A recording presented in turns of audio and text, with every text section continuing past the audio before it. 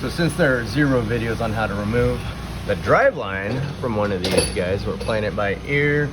This is a splined unit that just slides right on. Looks like we're gonna try and put the pipe wrench up there, use a rubber mallet, and knock it off. Because on the new unit, splined with lock rings.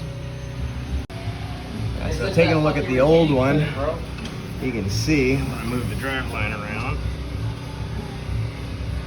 You know, if I just quit moving the phone while doing it, but you can see there the play where she goes into the rear carrier and she howls like a son of a gun. When you learn the new one,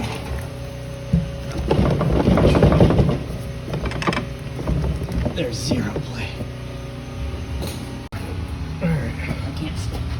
Back using our custom Rover tools. It keeps on fucking spinning, bro. Alright, so we're not having any luck on figuring this guy out because it just keeps rotating. So we're just gonna drop the rear diff with the driveline attached and try to figure it out once it's down. Because again, checked everywhere online, there is no reference. Everybody that refers to the driveline are specifically talking about the rear half shafts. These are half shafts. This is driveline. We need more information about this. And you know Rover ain't gonna give us no help over the phone.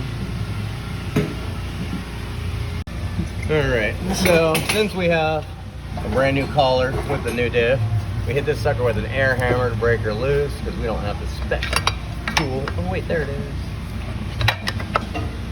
Nope, I'm starting to spin the driveline. It does lock right there. I'm just spinning it off. Alright, so after much testing with air hammers and lock rings, we found out that that nut does come loose to the rear of the driveline. But what's stopping us is because we could not keep the driveline from spinning because we actually disconnected it prematurely. So start with that rear nut to break it free. Yeah, it's separating right here, bro. Yep, and she's going to twist off. Yay. Go Team Rover. Alright, so we got the driveline out. That's it. Spin that nut. Force feeds the driveline right out to you. Boom, shakalaka. Alright, so now that we got the driveline out, going to take apart the calipers so we can drop the hub assembly to remove the half shafts. 15/12 spline. Hope you get one in your inventory because you're gonna need it. Alright, so we got caliper out of the way. Used an air hammer to the center of the CV axle, pushed it out.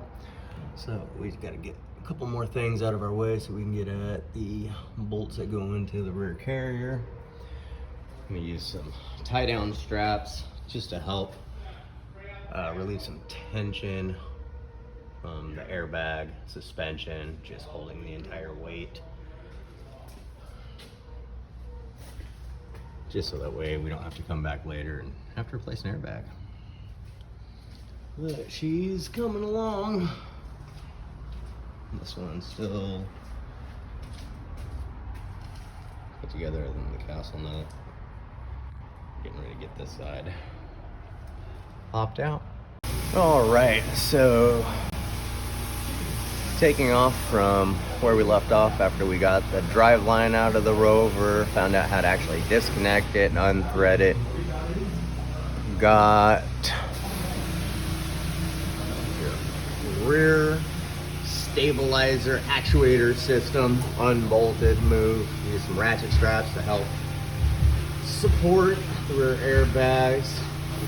All right, here's a big lesson. So when we started getting everything. We put the vehicle in extended off-road height mode so we could maximize our clearance and the room to work underneath it.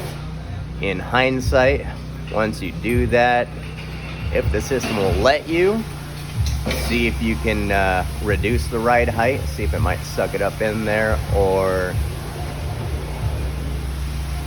find some like an axle jack, or if you have extra tranny jacks to support the weight, because this one had absolutely no issue. This rig does have 85,000 miles, coming into that area of being prone for air ride or airbag failure.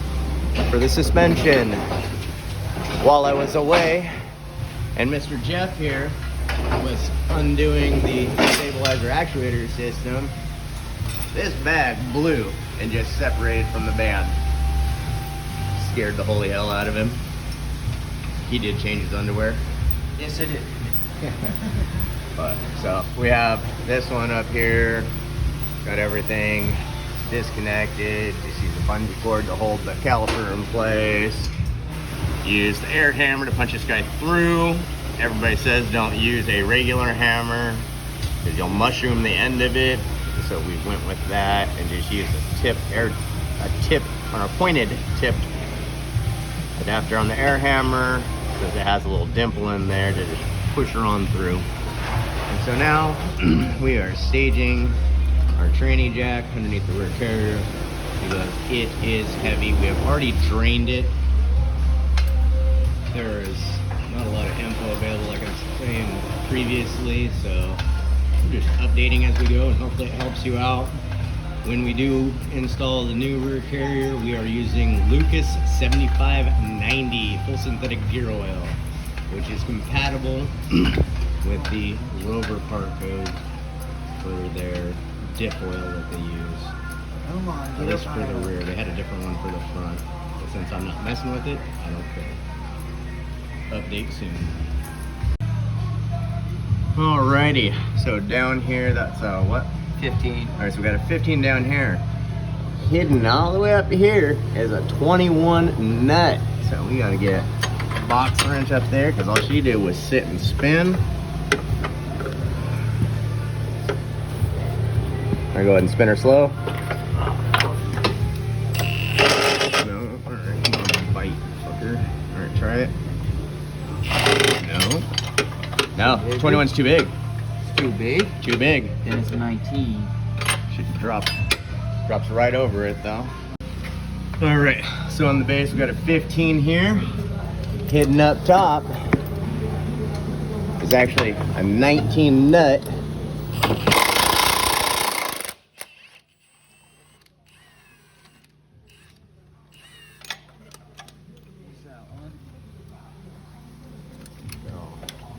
You gotta go up past that wire loom. See the boom? Oops, throwing it.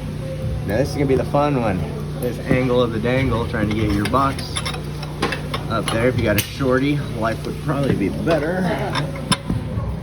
Yeah, Oh, got her right on there. Woohoo, first try. Hey, I like how they have Land Rover and Ford. Yeah, that's a Land Rover Ford certified bolt right there. All right.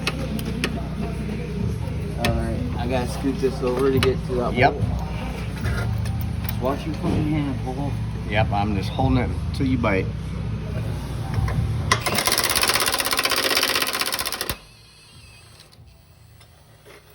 Alright, I'm out your way. Hang on. Yep, you're good. Clear. Alright, so now we're gonna actually secure this to our trans jack and bring her down. Fuck, I can't get my hand in there, bro. So we dropped it just a little bit, saw the electrical connector. Make sure you disconnect that before dropping her all the way down. God damn it. Can't get my fucking hand on it, bro. Hey, these are all technical terms while working on a Rover. Alright. Got her. Alright, go ahead and bring her down. Gotta get the fucking vent hose off. I don't know if it's gonna come off, bro. Alright, we'll see this vent hose. What you're referring to, so you can show the peoples. Alright. You got that vent hose.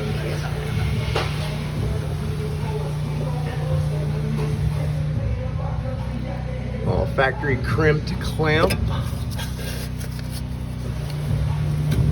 Right up in the top there.